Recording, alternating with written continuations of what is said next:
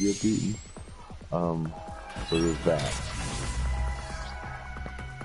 It's like, at the same time, there's a bunch of people who got fired for numbers and things that, like, were completely avoidable. Like, numbers, like, first off, the numbers you have your, you know, your verbal.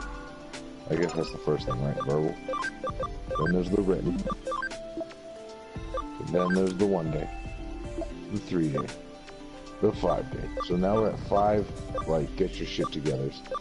Then there's the last chance. And that's not counting if somewhere in between those 6 you gotta take them back and still couldn't do it. So there's a bunch of people who got fired for just couldn't do their job. Period. They went and spent so much time to bring those guys back, like certain people. Like Andrew Roberts was a loader. He could never hit numbers. He got fired. He came back. They're like, well, we're not letting you load anymore if that's the case. You're fine, I'll do reach. And he is the worst reach driver ever, and he's dangerous. However, he's getting better. He is getting better. But the thing is, every single week, he's borderlining 95.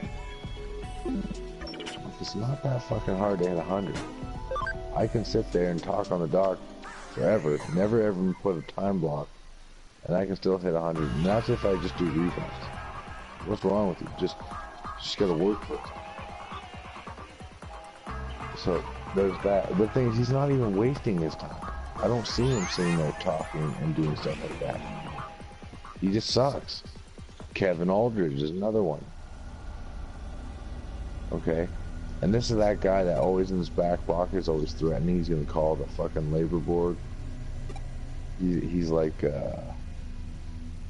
Richard Phillips of Reach.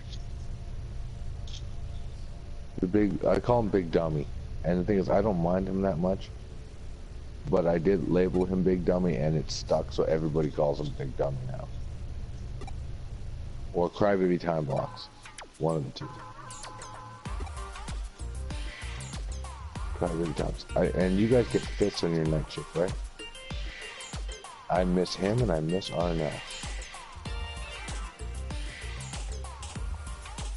Yeah, but I have him as a reference.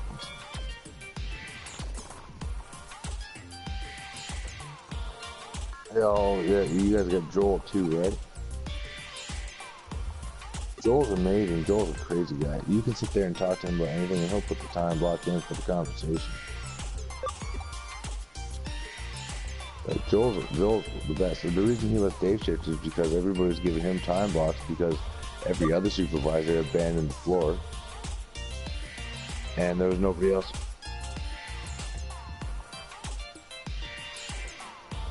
Is that the black guy? Yeah. He seems like he's hard on people that suck, but he might be good to people that are good workers. So like that. Well, yeah, and he looks at your time block and he's reasonable. Like he looks like a bit of a hard ass, but I kind of think like he's a good guy. Like he's got a face that says he's a hard ass, which means you can't which is good because you're not gonna have people trying to like push over. Like I've never had a problem with him, and I used to come at 2, 3, 4 in the morning. Never had a problem with him. One time he said something to me, I was like, whatever you want, man. He's like, okay, well, can you do this for me? Because I need this done. No, everybody I asked to do on my shift isn't doing it. I was like, okay, well, what is it you need again? I was like, is there anything else? He's like, yeah, that other thing way down there. I was like, okay, consider it done. Talk to the other dude. And he's like, and I've never had a problem with him after that. That's the reason, like, okay, Neil used to be a midnight supervisor, right? No, you haven't even seen him on days.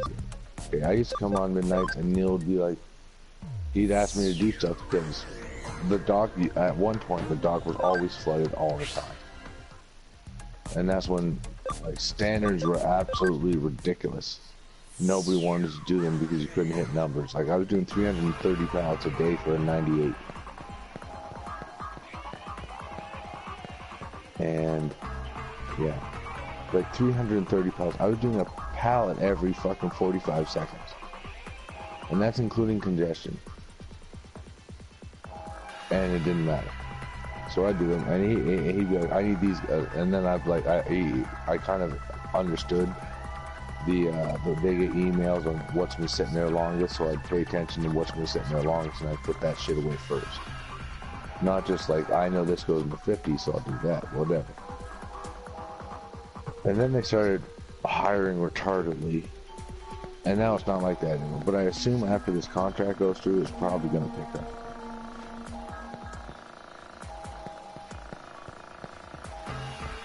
They have to, they're going to have to lay off some people. Or they're going to have to do another shift bid, and certain people are going to be like water boys. Like, for you and me, the best part of us is we're in the top 25%, I think. At the moment. If they get rid of all the residuals, we're still in the top 40. We're definitely over 50. Like, they're at like almost 407s now.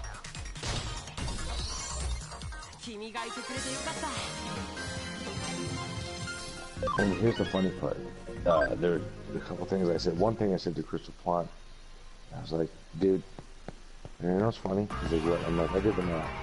I'm like, you guys are at a certain, I can't remember the number it was. I'm like, I considered how long this building's been open and how many days you guys have been in business. And I considered how many employees, number 4000 to what we're at right now. I'm like, you have had more than almost 2 times the employees than you've had days in business. And you guys are still higher. For every day you guys have been in business, you've hired 5, you fired 1, or at least 1. I'm like, does that seem right? Like, you guys' reputation's crap. I tried to, like, somebody told me that, that rumor about that $500 signing bonus for a new contract. So I went on Google, I Googled this place, and I found the fucking, like, what came up was a website of everybody giving their opinion working there. It's fucking terrible. Do you guys know that's on the website about you people?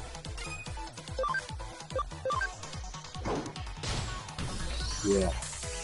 Not even Atlas, like, it was Atlas, now, like, it was Atlas review and stuff. Then there's Lim review and stuff, also.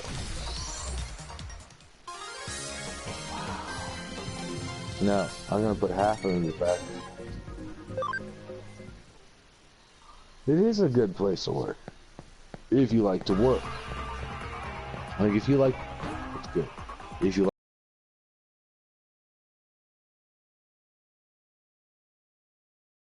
like to work and you've never done anything physical in your life, like your upbringing was Tim Hortons fucking soccer and, like, you know, family softball once a year, yeah, you're not gonna make it.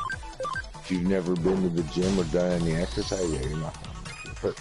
But that's just indicative of you as a human, and you just are a lazy fuck. Like, if you can't make it a limb, I hate to see you in a street fight.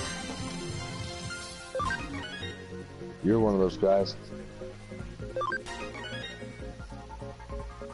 Well, there's that, but at the same time, yeah, but at the same time, if there's certain people that you know will just reach in their pockets and hold their wallet out to you to avoid the fight, and there's some people that'll give it a go. If you're willing to give it a go, then you can probably make it a win.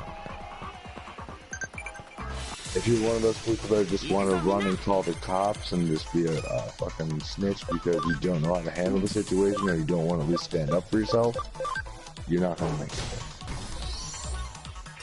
Or at least stand up for yourself. Because a lot of the times if you just say, listen, you want to fight? Like, somebody comes up to you like, no, I'm not taking this. And you just, like, put up a stand, and not a passive stand, but like a, no, you don't want to do this, because you're probably going to get hurt if you try, then you could probably make it. But if you're just like, here's my wallet, no. You know, if you're not at least trying to at least intimidate the other person from stop what's about to happen to you, if you're just that passive, you're not going to make it. Like, if the biggest thing you ever lifted was, like, your mom's feet onto a footstool, you're not gonna make it.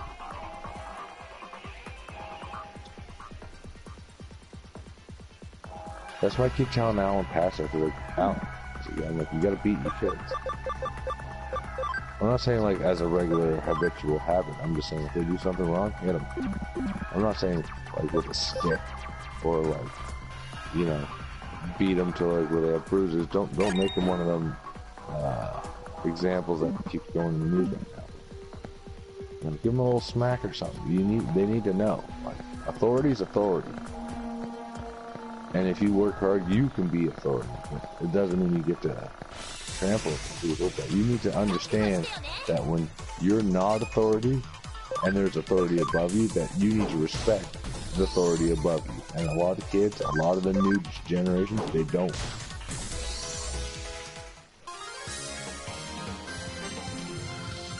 Exactly. There's no authority. It's mom and dad are like, now, let me talk to you about what's gone wrong. I'm like, Mom, I listen to rap music. Pop rap music. And they're all about fuck the police.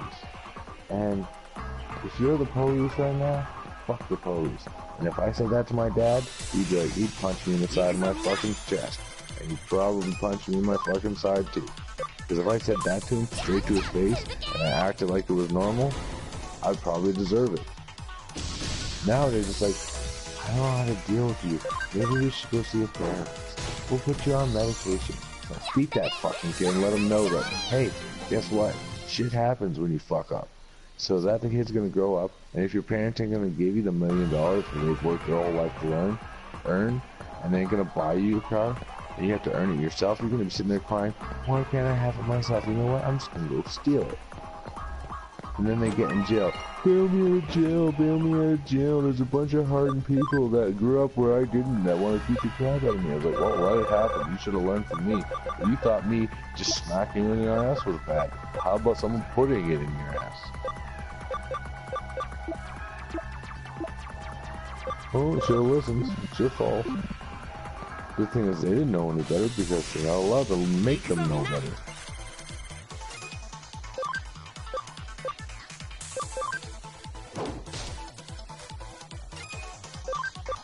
It's a valid truth. Like, Darwinism does not exist in humans. If we keep going, there's not going to be any more evolution.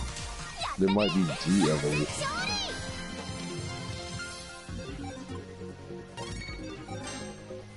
Like, there's no, like, the best specimens of our species are not breeding with the other best specimens of the species. The best specimens of our species sometimes are retards, are breeding with other retards because their parents who worked hard earn money. So it's like, well, I earn money. My kid's a retard. Right, he's going to be rich. So I'm going to pair him up with another retard that's also rich. There are a lot of people in the low-lying areas that should be part of the breeding pool that aren't.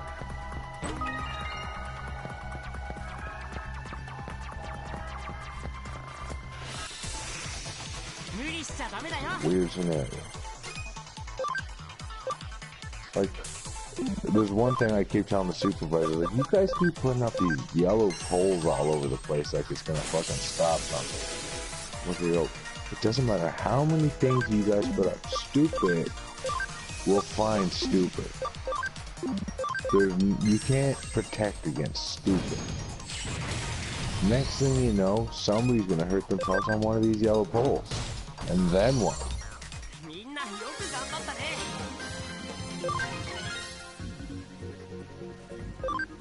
It doesn't matter how much of these safety things go. You can't protect against stupid.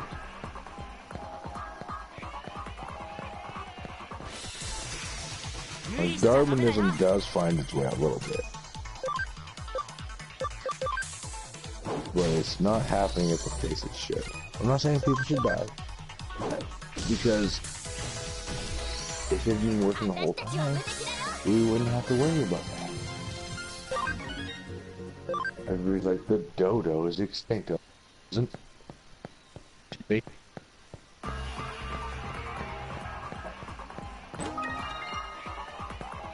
The dodo has just changed faces.